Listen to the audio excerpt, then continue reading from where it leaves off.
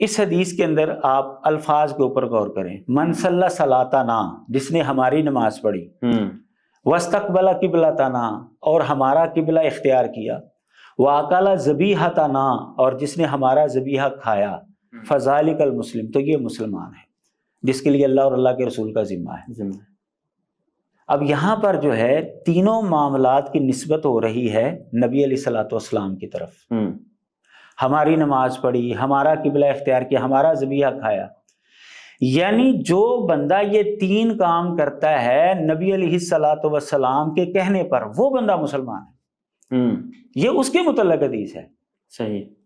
جو بندہ یہ کام کرتا ہے کسی اور کے کہنے پر، جو اپنے آپ کو نبی بنا رہا ہے، اور وہ کہتا ہے جی میں نے تم کو یہ بتایا کہ تم یہ کام کرو، صحیح، تو وہ اس کی وجہ سے کر رہا ہے، تو وہ بندہ مسلمان نہیں ہے.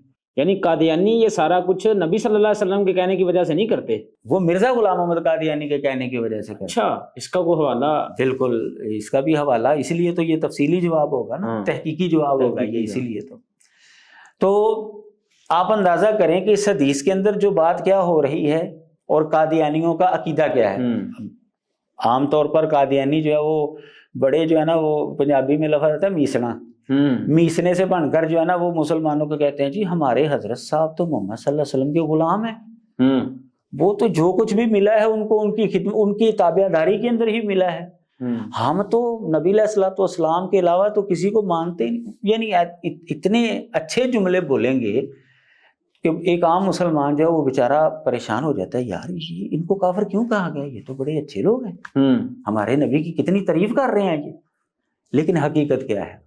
حقیقت جو میں نے حوالہ نوٹ کیا ہے، یہ مرزا غلام محمد قادیانی کا جو بڑا بیٹا تھا دوسری بیوی سے، جو قادیانیوں کا دوسرا خلیفہ تھا، اس نے اپنے خطبہ جمعہ کے اندر جو ہے اس پر گفتگو کی. اچھا. وہ کہتا ہے کہ جو بعد والا نبی ہے نا، اسی کے ذریعے سارا کچھ پہلے والا ملتا ہے. یعنی جو بعد والا نبی ہے نا، آپ اس کو مانیں گے تو پچھلے نبیوں کے اوپر بھی آپ ایمان لانے کے قابل ہوں گے. مثلا میں آپ کو مثال دیتا ہوں، جیسے ہم نبی علیہ الصلوۃ والسلام کو اللہ کا نبی اور رسول مانتے ہیں، تو ہم نے نبی علیہ الصلوۃ والسلام کے فرمان کی وجہ سے ماننا کہ حضرت ابراہیم علیہ السلام بھی اللہ کے نبی ہیں، حضرت موسیٰ علیہ السلام بھی اللہ کے نبی ہیں، حضرت داؤد بھی اللہ کے نبی ہیں، حضرت سلیمان بھی اللہ کے نبی ہیں، حضرت عیسیٰ بھی اللہ کے، یعنی پچھلے جتنے بھی نبی جن کی وضاحت آئی ہے وہ ہم نے نبی علیہ الصلوۃ والسلام کے فرمان کے وجہ سے وہ اللہ کا نبی تسلیم کیا ہے. اگر نبی علیہ الصلوۃ والسلام ان کو نبی نہ قرار دیتے تو ہم ان کو نبی نہیں مانتے. وہ کہنا یہ چاہتا ہے کہ جو بعد میں نبی آیا ہے نا، جب آپ اس کو مانیں گے نا، تو وہ جس کو نبی قرار دے گا نا، جس چیز کو وہ کہے گا کہ یہ درست ہے، ہم اس پر ایمان لائیں گے اور اس کو درست مانیں گے.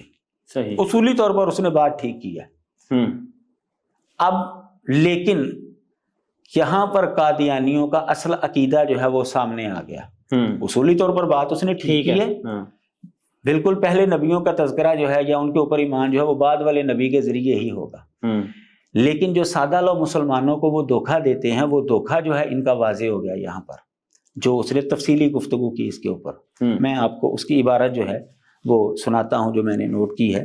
کہتا ہے، پھر یہ بھی یاد رکھنا چاہیے کہ جب کوئی نبی آ جائے تو پہلے نبی کا علم بھی اسی کے ذریعے ملتا ہے، یوں اپنے طور پر نہیں مل سکتا. اور ہر بعد میں آنے والا نبی پہلے نبی کے لیے بمنزلہ سوراخ کے ہوتا ہے. پہلے نبی کے آگے دیوار کھینچ دی جاتی ہے اور کچھ نظر نہیں آتا سوائے آنے والے نبی کے ذریعے دیکھنے کے. یہی وجہ ہے کہ اب کوئی قرآن نہیں. اب یہاں پر غور کیجئے گا، جو اس اصول کے مطابق وہ اب اپنا عقیدہ واضح کر رہا ہے، جس سے سادہ لوگ مسلمان جو ہے اس کو سمجھ آ جائے گی کہ یہ تو ہمیں دھوکہ دے رہے ہیں یہ لوگ، کہ نبی علیہ الصلوۃ والسلام کو ہی یہ سارا کچھ سمجھ رہے ہیں، یہ تو دھوکہ دے رہے ہیں. اب کہتا کیا ہے؟ کہتا ہے یہی وجہ ہے کہ اب کوئی قرآن نہیں سوائے اس قرآن کے جو حضرت مسیح موعود نے پیش کیا. کہتا ہے قرآن بھی وہ مانیں گے جو مرزا غلام محمد قادیانی نے بتایا ہے. صحیح. یعنی ہم جو نبی علیہ الصلوۃ والسلام کی طرف سے ہمیں جو نسل در نسل قرآن مجید ملا ہے نا، کہتے ہیں جی یہ قرآن نہیں ہے. جو مرزا غلام محمد قادیانی بتائے گا نا کہ یہ قرآن ہے، وہ قرآن.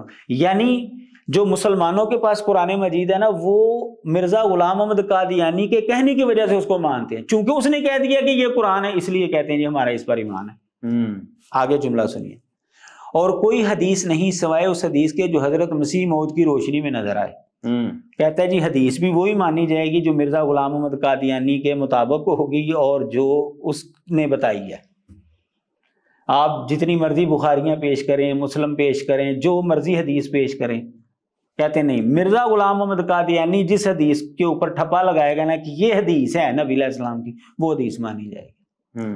آگے سنیے، اور کوئی نبی نہیں سوائے اس نبی کے جو حضرت مسیح موعود کی روشنی میں دکھائی دے۔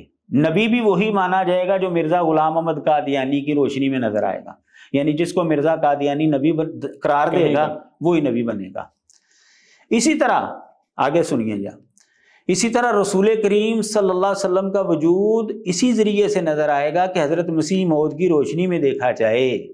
نبی علیہ الصلوۃ والسلام کو بھی اگر آپ نے اللہ کا نبی ماننا ہے تو مرزا قادیانی کو مان کر پھر وہ مانے جائیں گے۔ اگر کوئی چاہے کہ آپ سے علیحدہ ہو کر کچھ دیکھ سکے تو اسے کچھ نظر نہ آئے گا۔ مرزا غلام احمد قادیانی کو چھوڑ کر اگر کوئی چاہتا ہے نا کہ میں کسی نبی کو مان لوں، کسی کتاب کو مان لوں، قرآن کو قرآن مان لوں، حدیث کو حدیث مان لوں، کہتا ہے اسے کچھ نظر نہیں آئے گا۔ ایسی صورت میں اگر کوئی قرآن کو بھی دیکھے گا تو اس کے لیے یہدی من یشاء قرآن نہ ہوگا، یعنی ہدایت دینے والا قرآن نہیں ہوگا، بلکہ یضل من یشاء قرآن ہوگا، یعنی گمراہ کرنے والا قرآن۔ یعنی مرزا غلام احمد قادیانی کے بغیر اگر آپ قرآن پڑھیں گے تو آپ کو قرآن گمراہ کر دے گا، آپ کو ہدایت نہیں ملے گی۔ ہدایت لینا چاہتے ہیں تو آپ مرزا غلام احمد قادیانی کے اوپر ایمان لائیں، پھر آپ کو قرآن ہدایت دے گا۔ اسی طرح حدیثوں کو اپنے طور پر پڑھیں گے تو وہ مداری کے پٹارے سے زیادہ وقت نہ رکھیں گے۔ اب اندازہ کریں کہ توہین کس قدر وہ کر رہا ہے۔ کہتا ہے کہ مداری کا پٹارا ہے، پھر اگر مرزا قادیانی کے بغیر آپ حدیثوں کو لیں گے تھے۔ حضرت مسیح موعود فرمایا کرتے تھے، یعنی کہتا ہے مرزا غلام احمد قادیانی فرمایا کرتے تھے، حدیثوں کی کتابوں کی مثال تو مداری کے پٹارے کی ہے، جس طرح مداری جو چاہتا ہے اس میں سے نکال لیتا ہے، اس طرح ان سے جو چاہو نکال لو۔ کہتا ہے پتہ ہے آپ کو مداری کا جو پٹارا ہوتا ہے اس میں سے وہ باتیں کرتے کرتے کبھی کچھ نکال لیتا ہے، کبھی کچھ نکال لیتا ہے، یعنی اس نے لوگوں کو بس مطمئن کرنا ہے۔ تو دیکھیں حدیث کی کتابوں کو کس کے ساتھ تشبیہ دے رہا ہے؟ مداری کے پٹارے کے ساتھ۔ تو جیسے وہ اپنی جو مرضی نکالو، اس طرح حدیث سے جس طرح کی مرضی نکال لو۔ یہ ہے جی ان کا عقیدہ۔ اب آپ اندازہ کریں کہ کیسے جو ہے وہ اپنے آپ کو مسلمانوں کے قریب کرنے کے لیے ان کو دھوکہ دے رہے ہوتے ہیں۔ نہیں جی نہیں، بس جی جو کچھ بھی ملا ہے محمد صلی اللہ علیہ وسلم کی وجہ سے ملا ہے، ہم تو غلام ہیں ان کے، بلکہ ہمارا جو سربراہ ہے وہ بھی ان کا غلام ہے۔ کیسے جملے بولیں، جبکہ حقیقت اس کے بالکل حقیقت یہ۔ اب آپ دیکھیے کہ اس حدیث کے اندر جو نسبت آ رہی ہے وہ کس کی طرف آ رہی ہے؟ نبی صلی اللہ علیہ وسلم، نبی علیہ السلام کی۔ اور یہ کہہ رہا ہے کہ ہم نے قرآن ماننا ہے کس کی وجہ سے؟ مرزے کی وجہ سے۔ حدیث مانی کس کی وجہ سے؟ مرزے کی وجہ سے۔ نبی علیہ السلام کو اللہ کا نبی ماننا کس کی وجہ سے؟ مرزے کے کہنے کی وجہ سے۔ تو اب یہ حدیث ان کے اوپر کیسے فٹ آ سکتی ہے؟ بھائی یہ تو حدیث ان لوگوں کے لیے ہے جو یہ تین عمل کرتے ہیں اللہ کے نبی کے کہنے کی وجہ سے۔ جو نبی علیہ الصلوۃ والسلام کو اللہ کا نبی اور رسول مانتے ہیں تو وہ یہ کام کرتے ہیں تو وہ مسلمان ہیں۔ میں آپ کو ایک مثال دیتا ہوں۔ کچھ عرصہ پہلے ہم ایک علمی ٹور پر گئے تھے اسلام آباد کی طرف، اور کچھ پادری صاحبان ہمارے ساتھ تھے، بلکہ آپ بھی اس ٹور میں موجود تھے۔ تو آپ کو یاد ہوگا کہ 2 پادری صاحبان ہمارے ساتھ تھے۔ تو جب ہم فیصل مسجد میں پہنچے تو وہاں پر نمازوں کا وقت ہو گیا، تو ہم نے 2 نمازیں جمع کی۔ تو ایک پادری صاحب جو ہیں وہ باقاعدہ انہوں نے وضو کیا اور آپ کے ساتھ صاحب میں کھڑے ہو گئے، اور میں نے وہ جماعت کروائی تھی۔ تو میں نے بعد میں اس سے پوچھا تھا، میں نے پادری صاحب آپ نے یہ نماز کیوں پڑھی ہے ہمارے پیچھے؟ تو اس نے کہا تھا ویسے یار میرا دل کر رہا تھا کہ میں بھی دیکھوں کہ نماز کیا ہوتی ہے، اس کو پڑھ کر دیکھوں تو کیا ہم اس کو مسلمان مانیں گے؟ اس نے اللہ کے نبی کی وجہ سے نماز نہیں پڑھی، اس نے کہا کہ ویسے میں چاہتا تھا چلو میں دیکھ لوں کیا ہوتا ہے نماز پڑھ کے۔ باقاعدہ اس نے وضو بھی کیا اور نماز بھی ہمارے پیچھے پڑھی، لیکن چونکہ اللہ کے نبی کو وہ اللہ کا نبی نہیں مانتا، اس لیے ہم اس کو مسلمان نہیں مانیں گے۔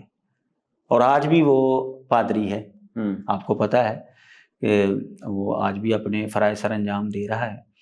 تو وجہ کیا ہے؟ وجہ یہ ہے کہ وہ صرف اس نے اپنے دل کی وجہ سے یہ نماز پڑھی. اور بھی کئی لوگ ایسے ہوں گے کبھی وہ مسلمانوں کے ساتھ کھڑے ہو کر جو ہے وہ نماز پڑھ لیتے ہیں. کئی ملحد جو ہے وہ بتاتے ہیں ہم نے نماز پڑھی ہے جی، لیکن وہ اللہ کے نبی کو چونکہ اللہ کے نبی نہیں مانتے، اس لیے ان کے پڑھی ہوئی نماز یا قبلہ رخ ہونا یا مسلمانوں کا ذبیحہ کھانا اس کا کوئی اعتبار نہیں. یہ اس بندے کے لیے ہے حدیث جو اللہ کے نبی کو اللہ کا نبی مان کر یہ عمل کرتا ہے. اچھا، یہ جو بھی آپ نے مرزے کے بیٹے کی عبارت پیش کی ہے کہ ہم یہ سارا قرآن یا حدیثیں ان کو مرزے کے کہنے کی وجہ سے، اس کا ریفرنس کیا ہے استاد جی؟ یہ مرزا غلام محمد قادیانی کا جو بڑا بیٹا تھا بشیر الدین محمود، اس نے جمعہ پڑھایا تھا قادیان کے اندر، اور یہ شائع ہوا تھا اخبار الفضل میں. اس کا خطبہ جمعہ اخبار الفضل میں شائع ہوا تھا، جس کی جلد نمبر 12 ہے، شمارہ نمبر 4 ہے، اور 10 جولائی 1924 کو یہ شائع ہوا تھا. صحیح. تو یہ آج بھی جو ہے ان کی کتابوں کے اندر یہ عبارت موجود ہے، بلکہ خطبات محمود جو ہے اس کے جو خطبات ہیں وہاں پر بھی یہ بات جو ہے وہ مل جائے گی. اسی سن کے تحت 1924 کے جو اس کے خطبات ہیں اس کے تحت آپ جب جائیں گے تو آپ کو یہ خطبہ جو ہے اس کا مل جائے گا، اور اس کے اندر جو ہے یہ عبارت آج بھی موجود ہے.